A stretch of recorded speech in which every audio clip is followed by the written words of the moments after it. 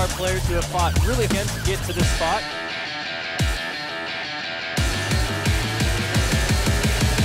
They're both really strong players. I don't think this game is anywhere near over.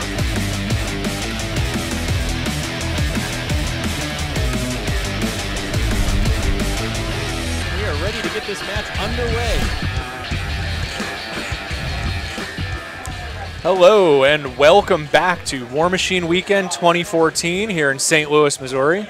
I'm DC, the development manager at Privateer Press, and I'm here with Will Schick, the director of brand and business development. We are here at the Iron Gauntlet preliminaries and are about to start our third round. That's right, and what a day it's been so far with 2 rounds left to go. We had a very quick game in round 1 with Colin Hill versus Chuck Ellswick. We had a slugfest, close, tight race to scenario win in our second round game, and now we're sitting here at our third game, and what will it bring? We don't know, but we have some very interesting lists set up for this, with Jonathan Sebast, going up against Michael Purrier. So both are playing lists that are very aggressive and low in the infantry count, but heavy in that aggressive kind of style of play again. Well, the list that Michael's playing is very heavy in the cavalry count. That's something true. We don't always see. Yeah, running an Intercessor Krios list at Theme Force Tier 2, featuring Intercessor Krios, 2 Repenters, a Devout, and a Redeemer, so all light jacks, which are going to hopefully be able to keep up with his 2 units of max Exemplar Avengers, a max unit of Daughters Flamebringers, light cavalry, and then a min unit of choir and a vassal. So a very compact, hard-hitting list. A list that we were talking about earlier is very similar to one of the Protectorate lists that Jason Souls, the lead developer for Machine Hordes, really likes to run. In fact, he's taken it to just about every convention in the last year. Yeah, that's definitely the one that he's been painting up lately and taking to the tables. Certainly the style of list that he enjoys, all that very fast-moving Protectorate army. That's going up against a Kaya the Wildborn list. Kaya is running 2 Warpwolf Stalkers and a Pureblood Warpwolf. Definitely going to take advantage of her Pack Hunter's ability a bit. But she's also running Megalith, something that we don't always see with Kaya, but that Jonathan is running in his list here. He's also got Una the Falconer with a Rotterhorn Griffin. Classic pair that we've seen a lot today. Yeah, we saw it just in the last game, and also on other tables around the convention. Una and her Griffin providing Accelerate and also being just like a compact little damage-dealing group. Her with her ranged attack that is more impressive than it appears at first glance. Jonathan also has 2 units of Shifting Stones, one of which has the unit attachment. He's got a Druid Wilder for Kaya, a Blackclad Wayfarer, and some Swamp Gobbers for their smoke. And that extra sweet point. The scenario that our players are going to be playing in round 3 of Iron Gauntlet at War Machine Weekend is Destruction. And so you'll see that the zone has been marked out there, along with the 2 objectives on the table. And in Destruction, you are trying to destroy or remove from play the enemy objectives. You get 1 CP once per objective for doing that. And then controlling or dominating the zone. So both of those ways, things are ways you can earn points, and I don't believe that you can control or dominate until the enemy objective is destroyed. One of the things that we've noticed earlier today and in other events in general is that the scenarios do tend to promote slightly different gameplay. This one is very focused. Both players are fighting towards the same area of the board. There's really just one definite, dedicated place where you are scoring. This contrasts quite a bit with the last round, where we had the 2 flags that were far enough apart that players were trading points. 1-0, 1-1, 2-1, 2-2, back and forth until those final moments where it really came down to it. This is going to be more of a slugfest, fighting over a singular zone rather than trading control points. Another interesting one about Destruction is that it is a kill box scenario, so it does force that caster engagement in the center. You have to be very aware of not staying back. The last round, like you said, Incursion it encourages you to spread out your forces. You kind of get these isolated pockets of activity, and in addition, you can kind of hang your caster back. You can wait for your Warlock's opportunity. Here, you don't quite have that option, although neither Intercessor Krios nor Kaya the Wildborn really are backline casters in that way. So you see that Michael has won the role thanks to his Theme Force version and has deployed pretty strong on his left flank with his unit Avengers kind of aiming to come around and circle in, avoiding that fortress, excuse me, which would really bog down his large-based models, all of his infantry. Michael having no AD. Jonathan simply moves to his ADs, deploying those stones in a very similar pattern, likely looking for a potential double teleport. Yep, we've seen that and know the power that it holds. Quick measurement here to see where he wants to deploy that second unit that gets the AD with the Stonekeeper. Gets to spread out a little bit more thanks to the Stonekeeper's higher command rating. The Redeemer Warjack is an interesting one in that against most army lists, you don't really plan on directly hitting very often. But that great range that it has might provide some early opportunities to take out some of the stones that are in the unit that does not have granted stealth. Yeah. The mobile rule on the stone kind of makes the inaccurate rule on the Skyhammer not matter as much. Not so much. So game begins. Michael gives one to the Repenter, one to the other Repenter, and one to the Redeemer. Krios activates first, casts Holy Ward on the Avengers on his right, advances 3 inches, and casts Ignite on the Avengers on his left. And he's going to finish his ride by advance, which allowed him to break his movement so that he would be able to cast the spells like that up against the wall. Moves on to the Avengers on his left. They run 16, basically taking a very aggressive stance, knowing that nothing's really going to be threatening them on the Jonathan's first turn.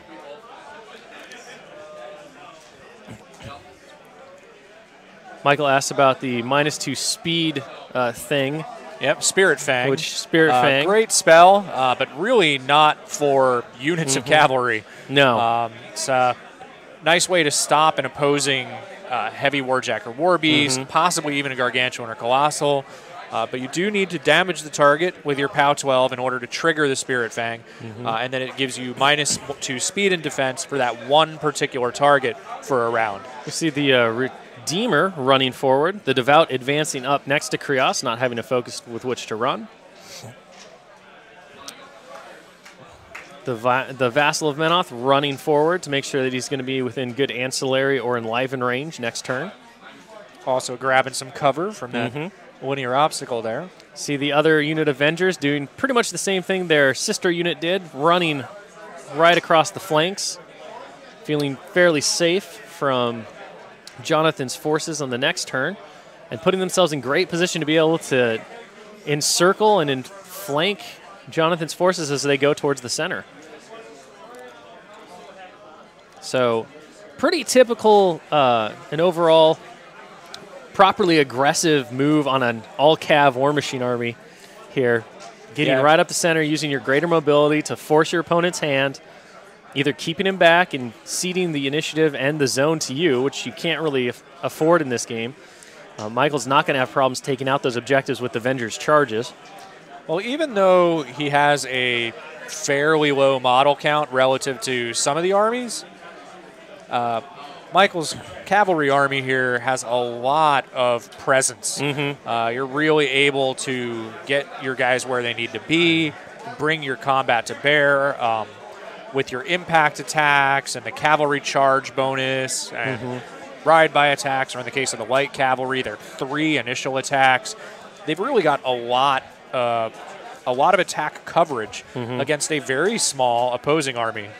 Yeah, and you see just the incredible movement on those Flamebringers going 18 on a run, just zipping right up the entire field, going around models and obstructions and still keeping pace with the Avengers, who had basically a straight shot to get where they wanted to go. So got that big line of all large-based infantry heading at you. It's the Repenter running, other Repenter running, keeping up the backfield, getting ready for some sprays. Expect we're going to see the Choir running too, or otherwise they're going to be pretty much ineffectual next turn. I am quite sure that you are right on that count. And there we see the run. keeping pace with the Warjacks that they're going to need to pray over on the following turn. Now with just a single 4-man choir. And a fast turn from Michael. Michael's definitely going to want to keep those guys alive as long as possible. The protection they provide, the damage output they provide, it's an invaluable resource for him. So he'll want to keep them safe as well as take advantage of the Vassal of Menoth. Mm-hmm. See Jonathan already trying to puzzle out what he's going to do on this first turn.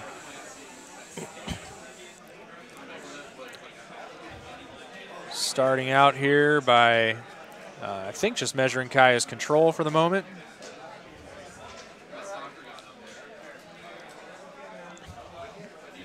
Yeah, this is one of those armies where if you're not prepared to really face it, if you haven't had the experience against it, it's a really intimidating force to go against. Yeah, there are not a whole lot of choices for Jonathan yet. He's got to go compete for that zone, and he can't reach his opponent on this turn. He's going to have to wait a turn.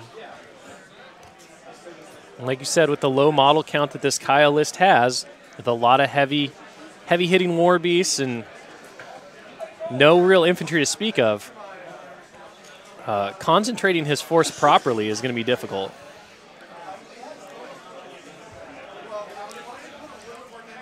So see that Warp Wolf there advancing forward. Warping for arm, it looked like. Oh, nope. It's a Stalker. Just doing the prowl. Where are the Gobbers? Are they going to prowl him? Or is it just for lack of something else to do? I think it might have just been for lack of something to do. So see the other Stalker moving forward. Or the Pureblood. The Pureblood, excuse me, yep. Looks like my Stalker. Shifting forward, I believe. So the Pureblood's shifted forward once. The Pureblood is getting shifted forward again. So an early spray here. Apparently getting set up. That's a bold move for a first turn because that Pureblood is effectively dead next turn. Bold move for a non-Kaya army. True. Spirit Door is a-coming. True. Spirit Door is a-coming. I did forget about Spirit Door. So we'll see the spray. We'll see the Spirit Door come back.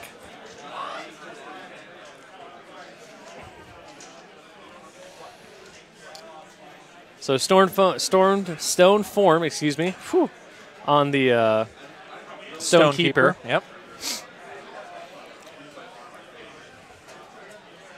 Stalker number 2 moves up a tiny little bit. Gets within the stone teleportation triangle. So Kaya's going to have to advance a little bit to get the Pureblood into her control area. See the Wilder. Oh, the Wilder with her hurting ability. That won't solve the Spirit Door problem, though. No, indeed not.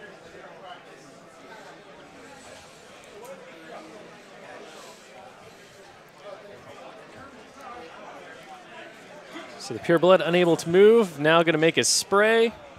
It does give him a few more options in terms of order of activation. See that This way big he 10-inch spray going to hit 2. Wow, I'm surprised he didn't Interesting choose angle. the more central one. Might have been 3. Might have still been 2. Wow. Oh. So even with the run, the Wilder does not quite catch the Pureblood in the control area. So the first one hits. So gets the Flamebringer, 6 to kill. That'll do it. First Flamebringer dies. And Avenger needs a 7. Gets it. Damaging Avenger, always a mixed blessing. You get to deal some damage to the unit, or in this case, even take out one of the troopers. Eliminates it, so well worth it. They do now have +2 strength, +2 arm, and Pathfinder for 1 round. So they are battle-driven, but if you're gonna activate Battle Driven, make sure that you do so when you destroy a model. Don't just weaken a model. That's the ideal for sure. So the Pureblood warped for Ghostly, I think. See Kai advancing forward. So I think the Pureblood said Spell Ward, I believe. But I can't That would read make sense. So Kai occultates herself. Get some stealth action going. Expect that we should be seeing a Spirit Door here next. Sure will. And there's a Spirit Door. Jumping back to Pureblood.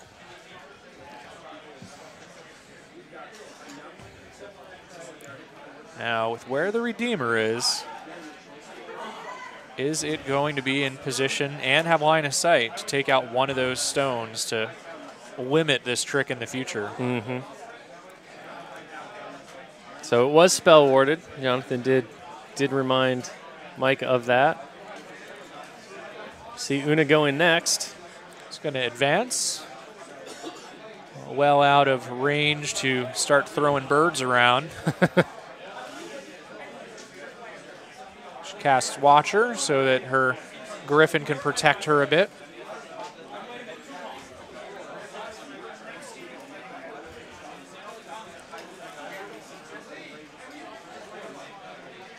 The Rotterhorn Griffin is going to activate next, riles, and then runs just to get Una's Fury back in position for next turn.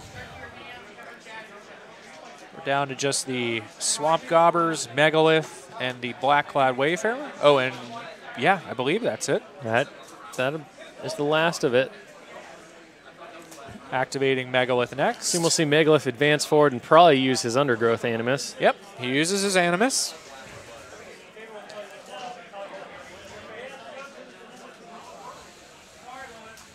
Tramples for one and riles for one. Kaya needing to get that Fury back. Since her Pureblood neglected to create any Fury. So that hurting was just half an inch out. So Megalith wound up working out really well for the Pureblood anyway. It did. Both of the targets under his spray, even without a single boost. Some very solid rolling. We see a phase jump from the Wayfarer, dropping him right behind the wall and next to that stone. And the Swamp last Gobbers. but not least, Swamp Gobbers. Bellows crew just kinds of, I believe, runs. Nope. Advances. Yep. They're still going to drop their cloud this turn, it looks like. Big 5-inch swamp gas cloud.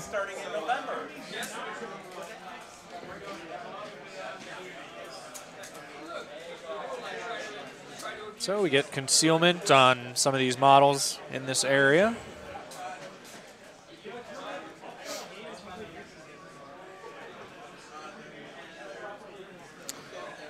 And contemplating one last look at the board. And that's Jonathan everything. passes the turn. So Michael's now up for round 2.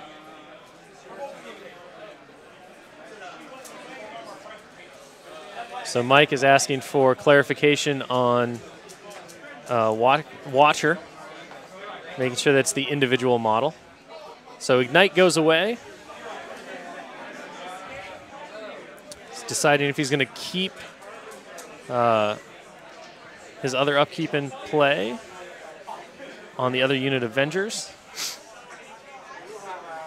in Holy Ward.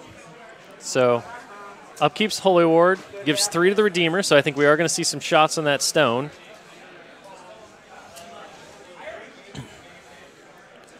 Well, thinking about maybe losing Holy Ward. He doesn't really... The +2 defense is pretty huge, but the spell warding part is not as big of a deal. No. But it depends on whether or not he needs the focus for something else right now. Yeah, I don't.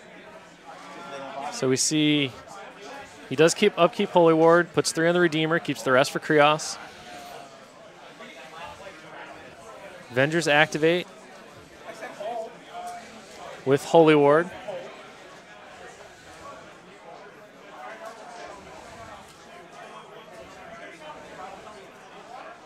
So measuring the undergrowth rate. So with the half rate Try to from make the undergrowth, charge. makes the calculation a little more difficult than just the usual charge threat range. But our players compare the distance that's in and out of the area, and with reach on the lance.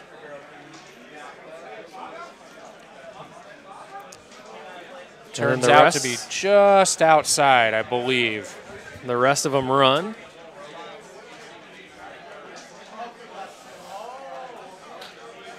Just moving into charge position for next turn. Interesting that none of them chose to charge the objective. Yeah. I mean, at that point, get 2 on the objective, take it out, get an early control point lead, and put yourself in position to start dominating the zone. I mean, or controlling the zone. It does put them in a closer position than he might have wanted if there's a bunch of them clustered around an objective. So that's the end for that unit.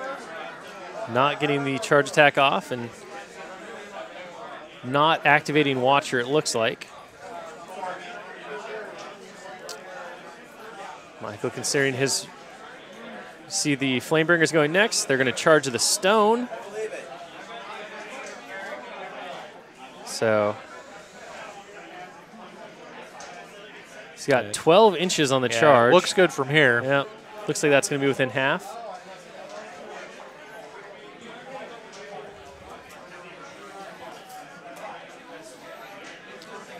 See a quick measurement.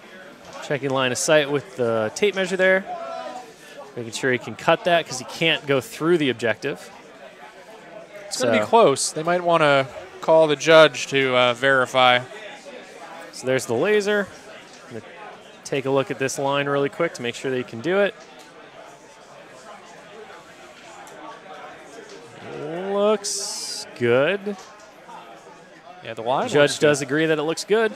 So that charge will be occurring. Judge just might like also that. check the distance, but yeah, distance looks good too. I think that position is legal. Now just verify that it's within half an inch. Or did they already? I think they. Oh, he put the Judge is key checking down, but here comes the check here. Being very careful with this. It's definitely an So, important measurement's important good. measurement. Will have a large impact, like you said, on the game, and that trick of the. So checking the distance. Looks good from here. So distance is good. Melee's there. Pathfinder allows him to ignore the wall. So he will get to that stone. And with sidestep, can also get kind of other places. Yeah, with those three initial attacks. See another charge going against the Pure Blood. Yeah, That one Mike comments on being a lot easier to figure out.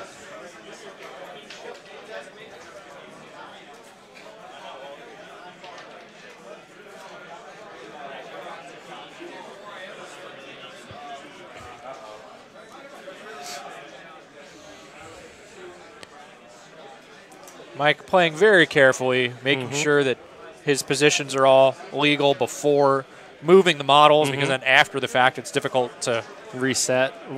yeah. See a quick measurement, confirmation from the judge and the opponent that is good. Putting that model right on top. Of course, the distance. Wow, was checked. those Flamebringers, those two at the front, are likely to be well into Jonathan's lines. Once you count the side steps that they can take, we'll see the running happen next, just to keep them in command with the leader. And kind of running that other one around, away from the center. So first attack on the stone, auto hits, boosted attack roll. And Weapon Master, so 4 dice. So needs a 14 to destroy the stone outright.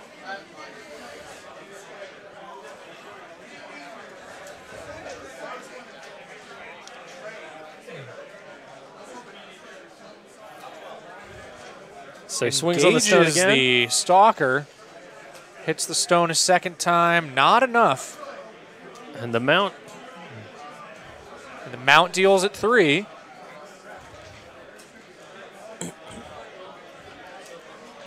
So the stone has 3 points left. He does hit the stalker because of the cav charge rule. Just bumps him up to a mat 8. 17 on the pure blood. Good roll there. Definitely. 11 points. 11 to the 5. So he takes his sidestep move. Curious to see where he'll go with this. He's got a lot of options here. 11 to the 5 does take out the spirit aspect on the pure blood.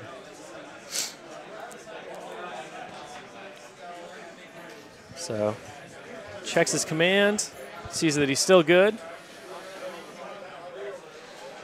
So second sword attack, hits and gets crit grievous, so he can't heal. He can't heal restoring the spirit.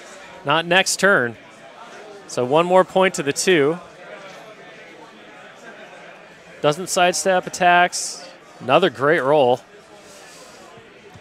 So 3 points again to the 5, and none of that can be healed next turn thanks to that crit grievous and the 1 point. So that Pureblood Warpwolf is almost half dead at this point. From a single Flamebringer charge. A lot of really... She'll make up for some of her sister's poor rolling against a rock. It's true, against a stone. To be fair, if you've ever seen somebody swing a sword against a giant stone, it doesn't usually go well for the sword, so probably accurate. Yeah.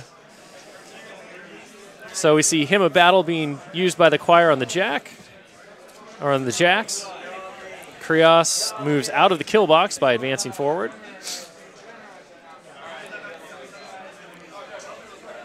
So he's out of the kill box now. Casts Warpath on himself. To give his jacks that extra movement if enemy models are destroyed in his control area.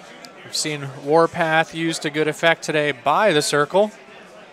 Now see, against the circle. How it's used against the circle, yep.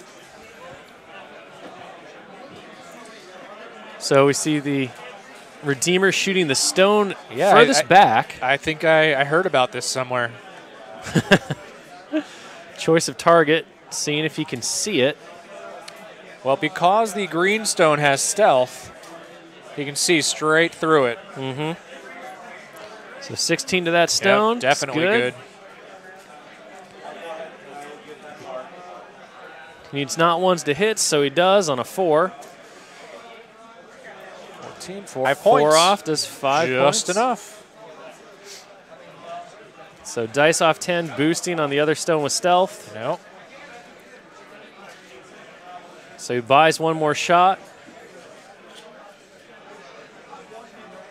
Needs to do a damage roll on the stalker.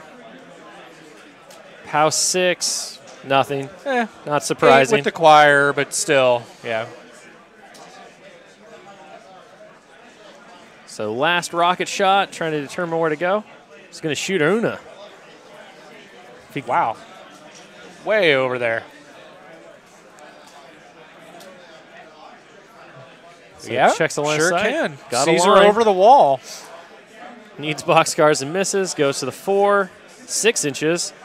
So That's interesting. that might hit his Flamebringer. Potentially. Doesn't damage the Flamebringer. Next up, we got the Repenter advancing forward. Other Repenter advancing forward. None of them within range to going make shots. to shoot at the objective. No. Doesn't look like it.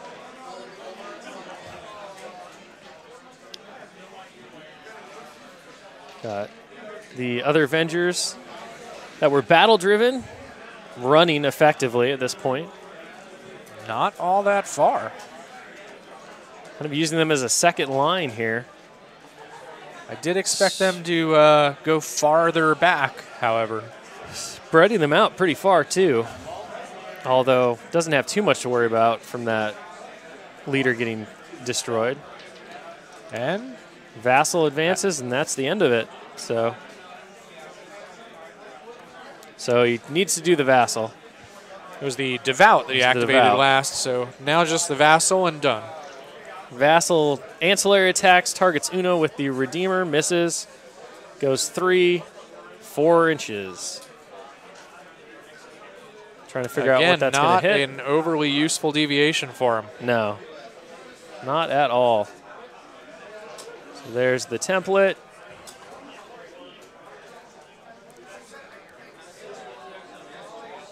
Three doesn't look like it catches anything, so that's the end of Mike's turn. Not on a 3-incher. 4-incher might have. 5 definitely.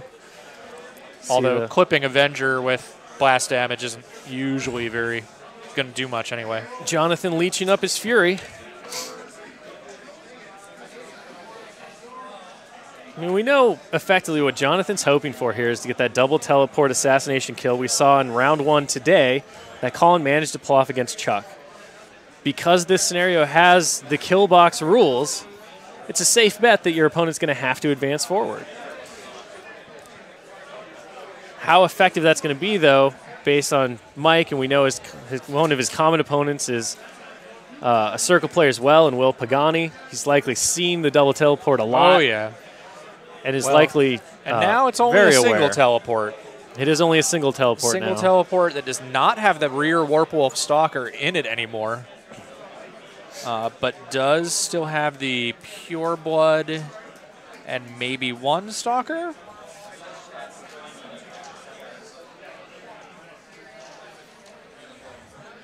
So we see an attack on the Flamebringer, I believe, from the Pure Blood. This is the Spiritless Pure Blood. And needed 6s because of Kaya's special ability that gives +2 to attack rolls to all of her living war beasts. Yep, we're Pack Hunters. But even with Pack Hunters, the first attack missed. So we see the hit. And this is from Una's birds, the ubiquitous and utilitarian birds. Does 3 points, not enough to kill. Una's going to get another shot, though. Trying to clear out that Flamebringer. So not boosting these. Manages to hit, though. And that will be enough to kill her. The damage roll of an 8. So that removes that Flamebringer after the Pure Blood failed to do anything to her.